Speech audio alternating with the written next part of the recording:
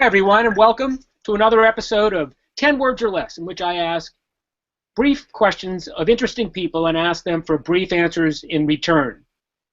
My name's Michael Prager. I'm the blogger at Sustainably at michaelprager.com. I'm an author. I'm a professional speaker. I do other things, none of them as illustriously as today's guest. She's responsible for 2011's The Responsible Business, and last year's, very successful, The Responsible Entrepreneur. It's been honored, praised, and featured widely. In addition to spreading her ideas through books, she blogs, she podcasts, she speaks, and she consults. And with an attack plan like that, I'm sure there's even more than that. Remember now, 10 words is an ethic, not a limit. So to those of you at home, please, no counting. If you think it's so easy, let's see you do it, especially on the fly. So please, Carol, obviously we've exchanged email. I've seen your books, so I know the answer, but I always like to ask, spell your first and last names as you wish them to appear.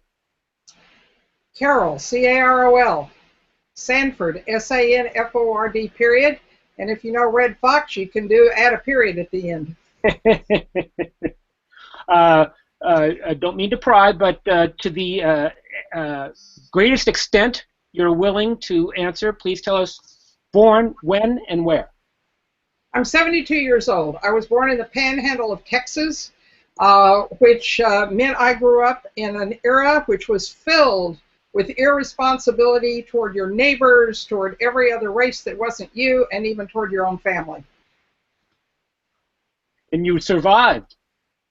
I not only survived, it made me a fighter. It made me, I think it's what made me want to change the course of history. Excellent. So it's a random question I like to throw in. Was there anything unusual about the circumstances of your birth? Were you premature or born in a taxi or anything like that? I was a breech birth. I wasn't supposed to live. They didn't think I would make it out alive, and my mother said she'd never seen anybody in such a hurry. It's like I knew I had to hurry up and get out, or I would have no oxygen shortly. So I survived a breech birth, 1 in 10. Glad you did. That's fabulous. Where do you live now? I live in a little community called Edmonds, Washington. It's on the northern border of Seattle, and it is in a bowl where I walk downhill for 7 minutes, and I can walk on sand, I can walk on a ferry, I can walk on a train into Seattle. When I am sitting in my living room, I look at the Puget Sound and the Olympic Mountain Range, which is right now very snow-covered and beautiful. Sounds wonderful. Again, not to pry, you don't have to be too specific, but as specific as you're willing to be. What's your family circumstance? My current one? Sure, yes. Well, I'm a widow. Have been for 13 years. So I live alone, but I'm not lonely. I have so much that fills my life that I have a broader extended family of 150 proteges who are in intense relationship with me. I normally have a lot of animals around. At this point, they have all deceased, and I'm still debating. So that's kind of my circumstance. Excellent, thank you. Tell me an early influence on you outside your family, please.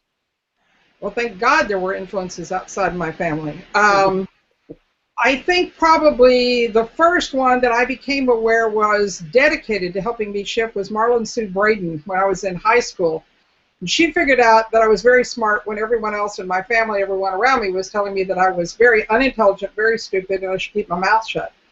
She turned me into a debater, which won national awards. She turned me into an extemporaneous speaker, which meant I learned to become cohesive and focused about my thinking.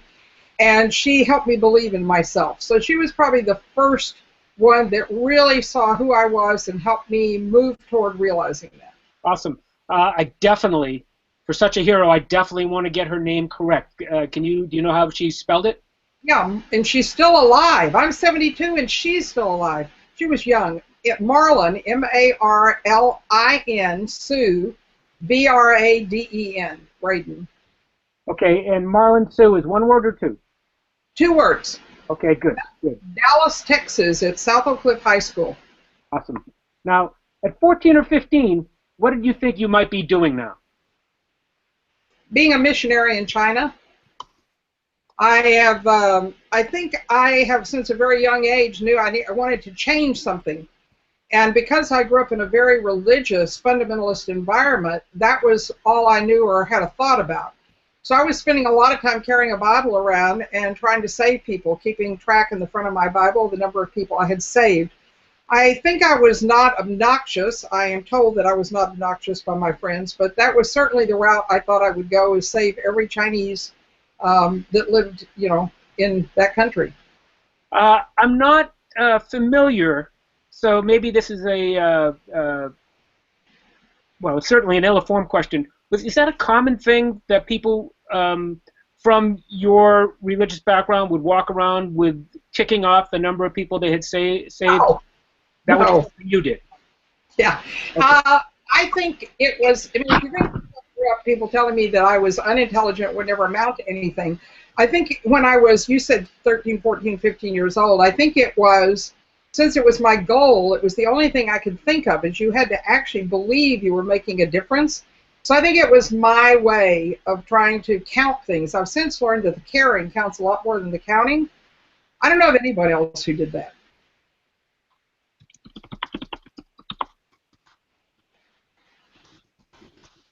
Thanks. Just catching up a little bit. What was your first paying job?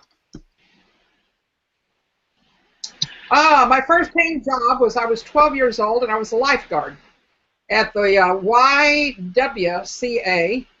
I had grown up swimming a lot and had passed the lifeguard test, and I was at the Y when the person didn't show up that was supposed to be the lifeguard that day, and they asked me if I would, just for that day, stay near the pool and yell and come get somebody if they needed help. And I was so, I only once in my life ever pulled anyone out, and that was on the seashore. But that was my first job in Dallas, Texas. Is there any wisdom you retain from that first job? Oh, heavens, yes. I think that I had a strong sense of responsibility, that you can never let your attention wander, because there was the watching to make sure. There were a lot of small kids who were at the Y, and if I would notice that if I started daydreaming, it became a meditative practice, where I knew that I had to keep my eye on that arena where those children were particularly, but also sweep to the other end where the slightly older children were. So I think that practice of learning to not let myself be distracted by what was outside of me or inside my own mind began then. Okay. What was your, I don't know, would you consider yourself as having a 9-to-5 job today? No, I've never had a 9-to-5 job. Nobody will hire me. Never? Never. Never in my whole life had a 9-to-5 job. Okay. So, this is 10 words or less. I did note when I was composing my questions that I might challenge you a little bit compared to others that I've interviewed to keep it to 10 words or less, So I apologize for that, and do the best you can. What's so great about being responsible? It means that you're being fully human, because there is innate in us an understanding that we're in a system that has reciprocity in it, and that if we don't take responsibility for our own role in the working of that system, then the system doesn't work, and we don't get back in that system what we need. Oh, I love that part of it, that we don't get back what we need. It's reciprocity. It all works interactively. Well, I could not be down more with that. Tell me, I think that self-interest gets a bad rap. Do you have any reaction to that? I don't know what you mean by gets a bad rap. I think it is probably taught at the exclusion of external considering. So it's always nested. There is me nested with others who are seeking to live a nourishing and fulfilling life in the context of a larger system. And so if you pay attention to only the individual getting it, then we have a system which doesn't work for any of us. So I don't know that it gets a bad rap. I think what happens is people don't point out that if you work it for the exclusion of others to benefit yourself, then what you're doing is undermining yourself because you're undermining the whole system. So I think it's a non-systems view that is really the problem. Well, I think we're almost certainly in the same place on this. What I meant is that well, nobody runs around saying I'm totally selfish. I'm no one wants to be seen as selfish, even if they are being selfish. And I think that the issue is not whether one should have self-interest, but how one defines what true self-interest is. I believe that my self-interest is served by participating in community. Now, and that may be a little paradoxical. Well, if I'm in it all for myself, why am I engaging with others? But that's kind of where the question came from. Would you agree that self-interest and serving others, that serving others has a strong self-interested thread in it? So what I hear you describing is a smaller view of something that needs a much bigger context, the way I see it. I think that the idea of selfish self-interest is all about personality.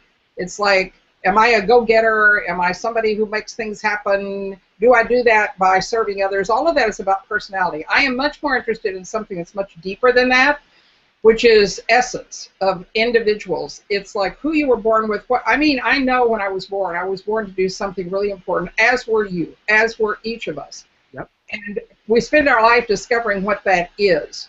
If what you're doing is focusing on who am I and what am I seeking to do to make a difference. So one of my essence components is detoxing myths.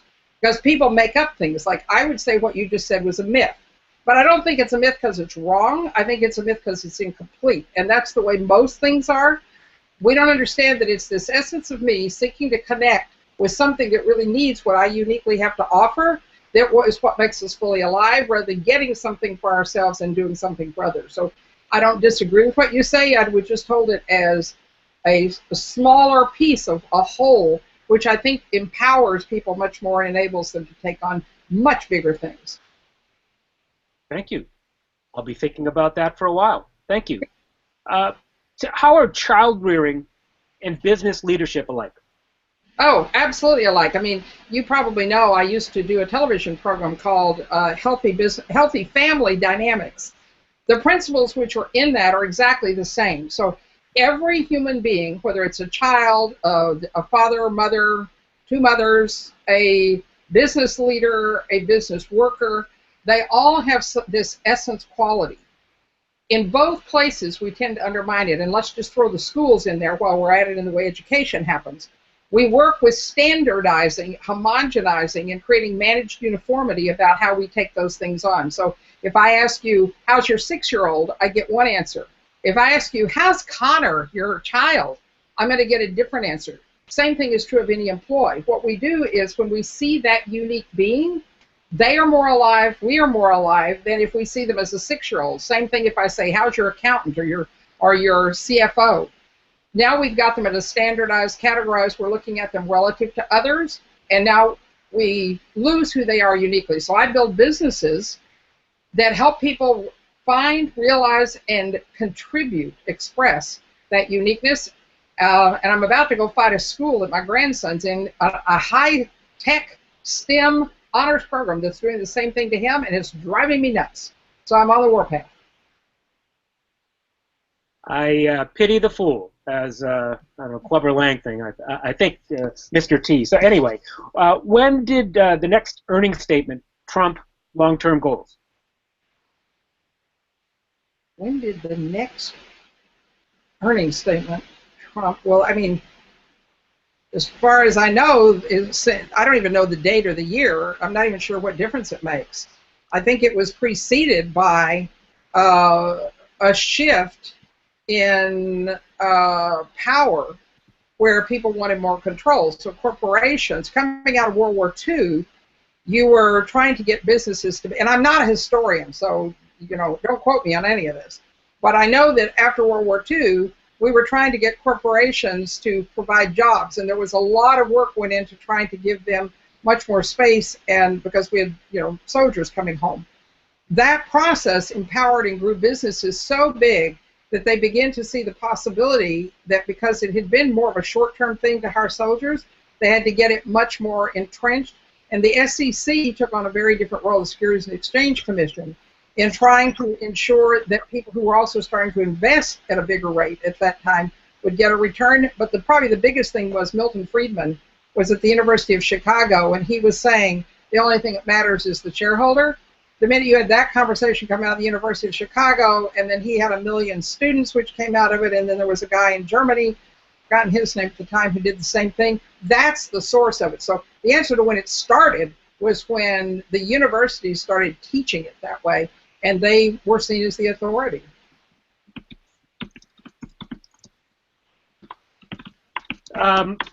My inference is that you don't agree that that's healthy.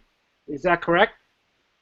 I think that there are a system of stakeholders. My last book, The Responsible Business, which did win the Best General Business Book of that year, was about how none of them really succeed and get the best without all of them getting it.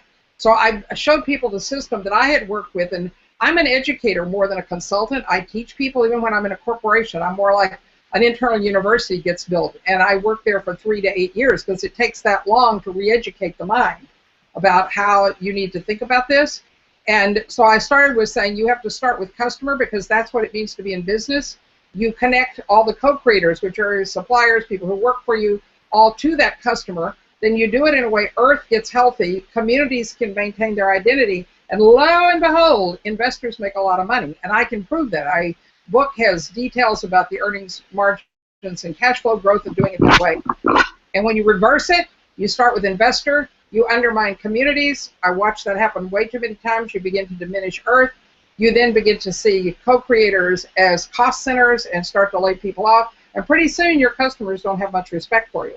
So it's a system. It is not a trade-off of quarterly earnings or customers or workers. And anybody who says to you, well, you have to go get your workers are the most important thing, they don't understand the system either. Or people who have to say you have to start with Earth, they don't understand it either. It's a system. Mm-hmm. Tell me, please, a business leader who is ahead of the curve. Tell who? Say again? A business leader who you think is ahead of the curve or ahead of his time or her time. Currently. Please. It's interesting because they're ahead in very different ways and behind in others. There's nobody who like holistically becomes ahead of the curve. I do in my book give some examples of people who in various arenas are moving things. Like people have been giving me a bad time for commenting on Larry Page and using Google as an example. But I am pretty close to a lot of what's happening inside of Google. And Larry Page actually is shifting many ideas around how investor relationships work. Like he did a whole different way. He led the business going public so that 100% of every person could be involved, not just Goldman Sachs. He did a similar thing on the move for net neutrality. I'm wondering what he's doing behind the scenes right now. I don't know. But when they move from analog to digital and we're going to sell all of the analog channels, he worked with the FCC to buy in at a high rate, even though they weren't going to use those channels. They're not a broadcaster in that sense. If what they would do is make 1/3 of them available to the average human being, which is why you and I can own my phone number. Now that's pretty sophisticated to have thoughts about how to use government regulation. They're also right now working on scaling organic, on saving the rainforest, and you never hear about it. Never. I'm the only one, as far as I know. I get authority to write these stories because I'm working, they're using my work inside an innovation lab to do this work. So I think Larry Page is ahead of the curve. I think Elon Musk is. Again, he doesn't necessarily work in a way always that it's really lovely to the people around him, as Steve Jobs didn't either. But they're ahead of the curve in that they understand a way of seeing the world that can make a business have power and a platform. What we need to do is then, even with those folks, grow them so that they have an increasing understanding of the system. They can see a piece they want to fix. Like Elon Musk started because he could see that General Motors was stopping the electric car coming into existence. It infuriated him. So he just set out to turn all that upside down. So there are quite a few leaders I see who are moving and shaking and doing things imperfectly. In the new book, I tell what Richard Branson is doing, a little bit about what Larry Page is doing, how Steve Jobs did that, and how Oprah. And they aren't the people you list when you think of social entrepreneurs, because I find social entrepreneurs often aren't changing the course of history. They're just creating an alternative or a substitute product. That was way more than 10 words, sorry. Yes, it was, but they were pretty good ones. Okay. Well organized as well as well formed. Someone who deserves more attention. And the only difference between that question and this one is that it's not confined to business. Well, it's the world I know. I don't know. I mean, I think there are. Where can find a business? I'm trying to think of somebody outside business. I don't even know the world outside business.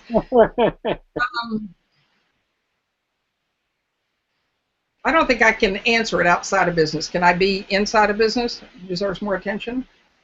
You may. Yes. Please do.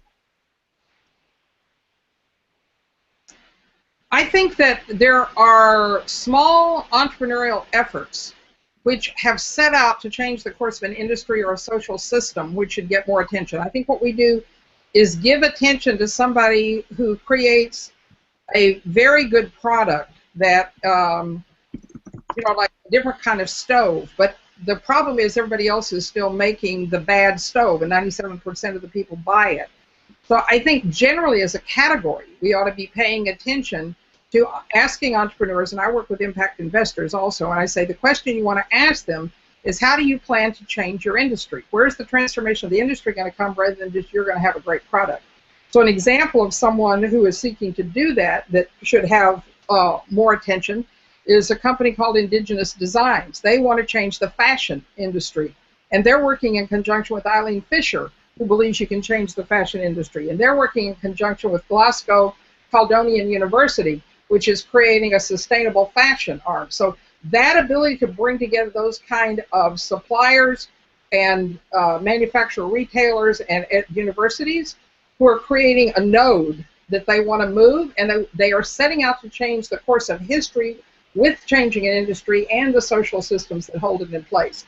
I think that's who we ought to be giving more attention to rather than a few of the great people who are doing something great for themselves, but they don't necessarily change the course of history with it. My book is about people who are changing the course of history. Okay. New book. Who's someone who you wish got less attention? Yeah, Lord. Someone I wish who got less attention. I never think about things like that.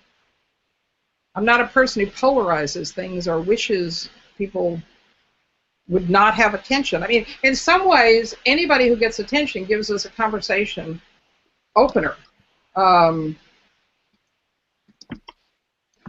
mean, I guess, yeah, there is one person who pops finally to my mind is Jack Welch, who gets seen as an icon. And I've worked with a lot of Jack Welch proteges in my years, and most of them, not all of them, have at least a strong dose of heartlessness in them. I've seen them in DuPont. I've seen them in Frito-Lay. I've seen them in in a variety of places, in Lowe's, all over the place. What I see is that they tend to be driven by a very focused, limited view of what success looks like, and because they're financially successful, and they get rid of anybody who doesn't stay focused in that way. And it's really the Jack Welch ethic, because we've got them, as founders of many really big companies who cite him as their role model. And I don't think Jack Welch is a bad human being. I just think the idea he got about what success means and drilled it. I mean, literally fired people, demeaned them until they moved toward that as being the only ethic that could hold and the only way they would get promoted. And then spreading that out into business has been very damaging for what it means to be whole and responsible.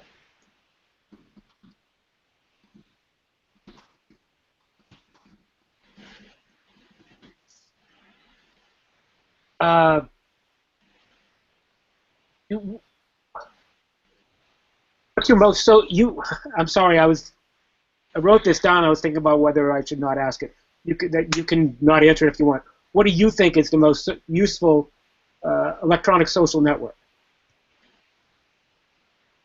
I think it depends on what you're trying to do. There's no such thing as the most responsible. I mean, if what you're trying to, you don't need to do Twitter if you aren't trying to engage in a way that builds a very deep, intense conversation. Because Twitter, even though it's 140 characters, you're ignored unless what you're doing is contributing something really, I don't know, destabilizing to a conversation. If I could interrupt, Carol, I'm sorry. I'd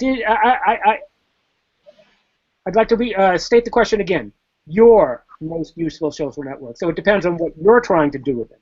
So I can't answer that either because I use 5 of them and I use them all very, very differently. I use Twitter, and I use Twitter to connect with thought leaders that I really want to have conversations and dialogues with. I use Facebook to let people know what I'm reading that other people are writing, that are ideas or research that is likely to, and I tend to know who my followers are on each of these, so on Facebook I pay more attention. If I've got articles I'm trying to call attention to, I post it on LinkedIn. I don't use Pinterest very much, although I do like beautiful pictures of natures and puppies, and so for fun I will go do that, but of course it's not really a business platform because I have nothing to sell. My favorite platforms really are blogging and guest blogging. I do a lot of guest blogging. I just had January 1st, I did predictions that are in the Guardian Sustainable Business that's getting lots of traction on Twitter and Facebook. So if I'm trying to really promote an idea that I want people to grasp, that I want to have enough time I can write something about it, I'll guest blog it. In my regular blog, I will pull in interviews with other people. I do podcasts mostly to show a really different idea in somebody who's doing it. I have 2 kinds of podcasts, one for entrepreneurs and one for impact investors. So all of those social media things to me matter, and I use every one of them differently. Could you please name, it's actually how I came to ask you to talk with me today. Somebody else answered this question with your name. Could you name some social media voices that you particularly value? Social media voices, besides Aman, who recommended me. Well, Andrea Learned, I think, is a quite bright woman who writes a lot about sustainable education. She is a social media phenomena. She helps thought leaders learn how to use social media, so she probably can speak to that question in a lot more depth. I have found her helpful in talking with me. I can tell you how to reach her. Susan McPherson is certainly a person who is highly respected and also in the sustainability world, who knows a lot about marketing and communication. She's certainly a great person to have a conversation with. And I know you already told about Hank Camper, who, yeah, right, so we won't go into him anymore. Okay. You want to pop in? If you have more, please. I don't right at this minute, but if I do, I'll send them to you. No, that's cool. I just thought I was interrupting you before you were going to throw one more in. I guess I interrupted you about something else. Yeah. Sustainability, global or personal? I don't believe in sustainability. I think that it is, and my most recent, the blog I just did for The Guardian said, I've been working with creating business success, phenomenal success that makes no trade-off with any stakeholders for 40 years. And then about 15 years ago, there was suddenly this idea about you should have a separate focus on something called sustainability, corporate social responsibility. They created programs, departments, and from what I could see, it undermined and at a rapid rate made us choose sides, who was sustainable and who wasn't. Plus, sustainability meant doing less harm. People moved it now to doing good, but none of that has to do with helping a system be whole and complete. So I didn't even want the word sustainability in the title of my last book, but Josie Bass made me because it was one that sold, and they wanted it in the title. I finally negotiated for the subtitle. So I'm not, to me, there's nothing that's personal or global. That's just, excuse me, a dumb question, because everything happens holographically. It's all happening at all levels. So responsibility, if I said that, is like a thing that's happening everywhere, and you're responsible for every stakeholder in the system and for yourself, so that you, in a team, in a global system, always exist. Those three levels of system. Uh, okay, as it happens, I agree with you. I think that it's neither global nor personal, or it's both. But I do find that the divide that you say that was created tends to have people answer one way or the other, and I think it's a really interesting, important point that we all need to sustain ourselves, and that when each individual acts to sustain themselves, they will be doing it in a way that sustains the communities they're part of and the world at large. I don't want anybody sustaining themselves. Sustaining means keep me where I am or get me back to where I am. I want people evolving who they are, developing themselves, regenerating themselves so that tomorrow they are able to conceive of something better than they were today. I want the planet the same way. I want the word sustainability to go away because it is too small a thought and it limits what people can take on. Something else I will be spending a lot of time with. A thought that... Read about that book in depth. I work on that a lot. All righty. What's something about you that might surprise others who don't know you well? Who don't know me well? Well, the one we just talked about, because I have a book that has the word sustainability in the subtitle, they think I know sustainability. I know nothing about sustainability. I once in a while get introduced making a speech, and somebody will come up afterwards and say, can we get you to bid on our sustainability plans? And I said, no, I don't know anything about sustainability. I literally don't.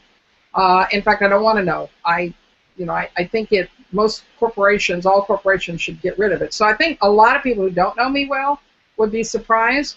I think one other thing they might be very surprised at, because even a lot of people who know me well wouldn't know this, is all of my work is based on the translation or transliteration of sacred practices. So I have studied Hinduism and evolved versions of that. I have studied Buddhism, particularly Mahayana Buddhism. I have studied Sufism. I have worked with secular sacred processes like Socrates. All of my work, every book starts with me having an idea about what the sacred principle is that needs to be brought into modern times. And I engage people. Every education program, all of them are based on the themes that run through all of those and are universal. What's a strategy for successful speaking? Having something worth saying, and that it is uniquely who you are. It is taking your life's work or your essence and finding what it is that you can say that would, I call it, do a combination of allowing people to inspire themselves and be instructed at the same time. So you're offering something that is like out of left field in a lot of cases. It destabilizes, so they say things to you like, I'm going to be thinking about that for a long time.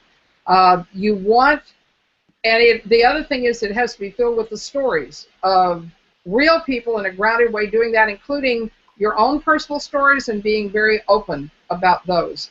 The authenticity of it really matters.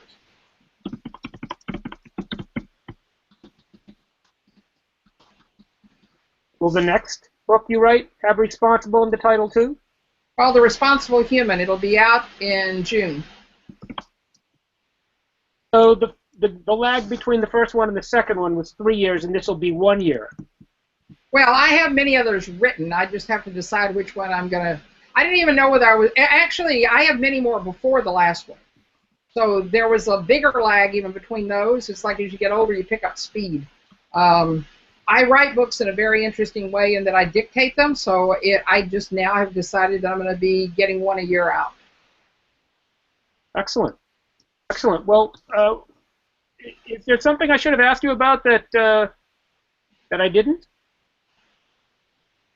I have no idea. I mean, since I don't know very well who your audience is, I was trying to think about what questions would they be wishing you had asked me. I think you've done a pretty comprehensive job of my birth to my modern time, so I can't think of anything specific. Okay. All right. Well, then we have concluded our time together. Carol, Great. Thank you so much for spending the time with us. I was very enlightening. I can't wait to go back to do the transcript. Oh, that's one thing that was in the note that you may not have spent time with. I'm going to do a edited text version of this for a later blog post, and I'm going to send you that transcript so that you can verify that before my editing goes out into the world that you're okay with my saying that you said the things that it's going to say. And after that, I'll post that, and I'll put in any links to that would be appropriate in that post. So you'll hear from me about that, but other than that, I'm very grateful to you. I'm grateful for the work you're doing in the world, and I look forward to the Responsible Human. Well, thanks for the opportunity to be in a dialogue. I've enjoyed it. Okay, thanks very much. Bye-bye. Bye-bye.